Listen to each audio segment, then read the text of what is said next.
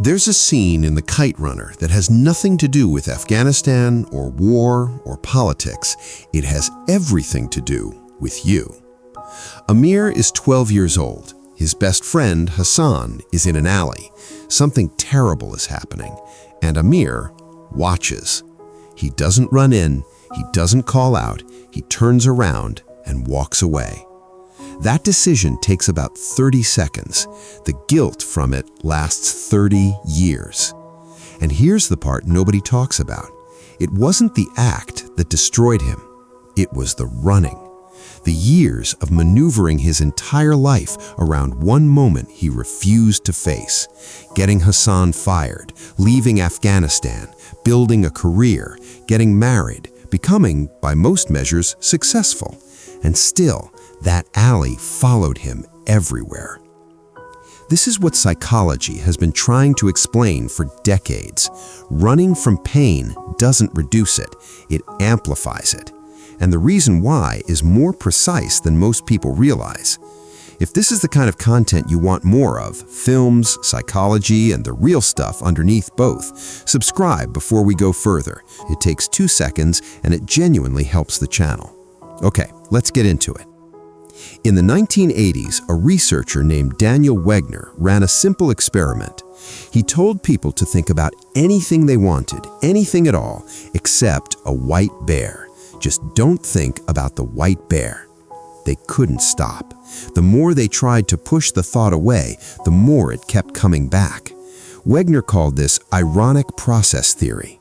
Here's why it happens. The part of your brain that's supposed to check whether you're thinking about something has to keep that thing active in order to check for it. So when you tell yourself, don't think about that, your brain goes, think about what? Oh, right, that. Amir spent 30 years not thinking about what happened in that alley. You already know where this is going. The harder he ran, the louder it got. Not because he was weak, but because that's literally how the brain works. Suppression doesn't erase things. It keeps them on repeat, just underneath the surface, waiting. And most people get stuck here. They confuse escaping the thought with escaping the guilt. But guilt and shame are not the same thing, even though we treat them like they are. Guilt says, I did something bad. Shame says, I am bad. Guilt, when you actually sit with it, is useful. It pushes you toward repair. It's uncomfortable, but it points somewhere. It has a direction. Shame is different. Shame makes you want to disappear, to hide, to build a version of yourself that has nothing to do with what you did. Because if you can become someone else, then that moment doesn't define you anymore. This is exactly what Amir does. He doesn't just avoid Hassan, he builds a whole new identity around not being the boy in the alley. He becomes the successful writer, the good husband, the responsible adult. He stacks achievements like armor. And the armor works until it doesn't. Because guilt that isn't processed doesn't go away. It calcifies.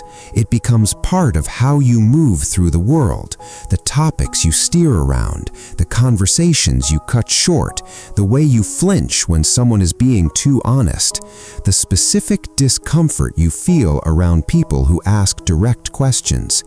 Without realizing it, you start organizing your whole life around the thing you're refusing to look at. One fact to note is not everyone has a dramatic moment like Amir's, but almost everyone has an ollie.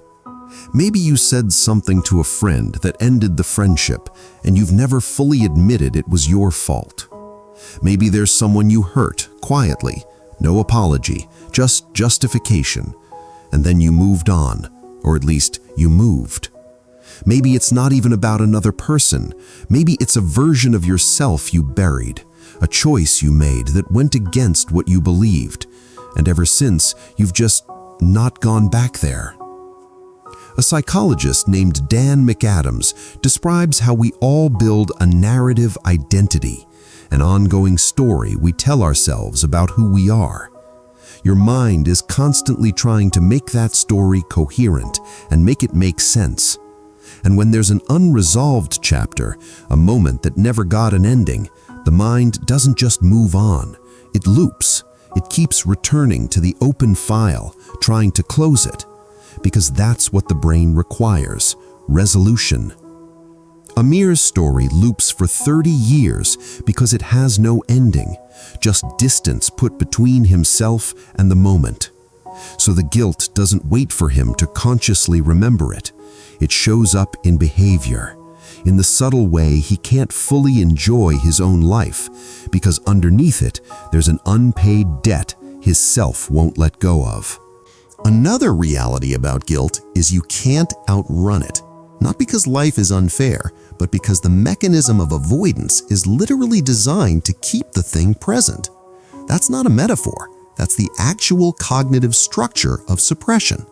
The more energy you spend not thinking about something, the more mental space it takes up. But there's a second cost that's just as heavy, what avoidance does to you as a person. When you run from something you did, you're not just running from the event, you're running from the version of you that did it. And in doing that, you cut yourself off from an honest account of who you actually are. You start living in the gap between who you need to believe you are and what you actually did. And that gap takes constant maintenance. You have to keep rewriting the story, finding justifications, slightly adjusting the memory every time you have to touch it. This is exhausting in a way that's hard to name. Not dramatic exhaustion, the quiet kind. The kind that makes you slightly less present in your own life, slightly less able to fully trust your own judgment, slightly more defensive than the situation actually calls for. Because somewhere underneath everything, you know the story you're telling isn't completely true.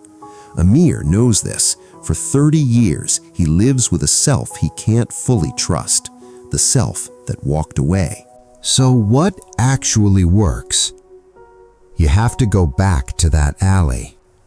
Not always literally, not always through a dramatic confrontation or a formal apology, but psychologically, you have to stop arranging your life around avoiding the moment and actually let yourself look at it.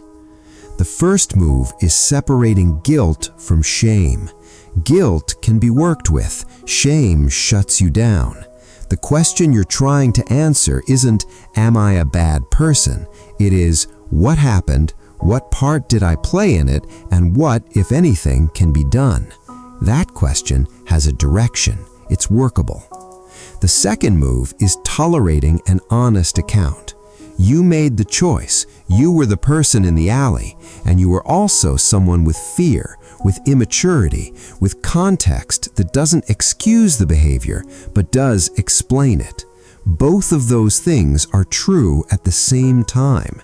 The ability to hold both without collapsing into shame or escaping into justification is where real accountability lives, the kind that actually changes you, because it changes how you see yourself. The third move is some form of repair. It is not always possible, not always deserved, but almost always necessary, even when it's only internal. You have to give the story an ending your self-concept can actually accept, not a rewrite, not an erasure, an honest ending. Amir's ending costs him. He nearly dies for it, but on the other side of it, he's free in a way he hasn't been since he was 12 years old. Here's what nobody says about people who seem like they've moved on.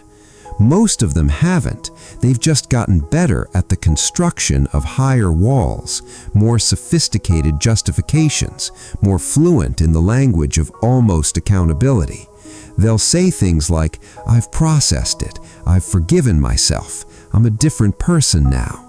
And sometimes that's genuinely true, but often, more often than people admit, it's the same avoidance in a cleaner package, because real processing doesn't feel like peace, not at first. It feels like going toward the thing you've been moving away from and finally feeling how much was actually there. Real accountability isn't comfortable, it's clarifying. There's a difference, and you can usually feel which one you've actually done. Amir gets the chance, rare, almost unlikely, to go back. Most of us won't have that handed to us.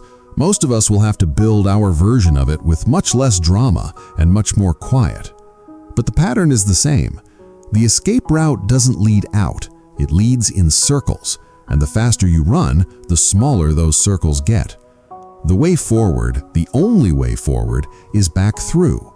The self you're protecting with all that avoidance is a self built around something unfinished, and you can only be as present as you are honest. Amir figured it out at 40. You don't have to wait that long. If you got a valuable insight, drop a comment. I read every single one. And if you know someone who needed to hear this today, send it to them. Subscribe if you haven't. See you in the next video.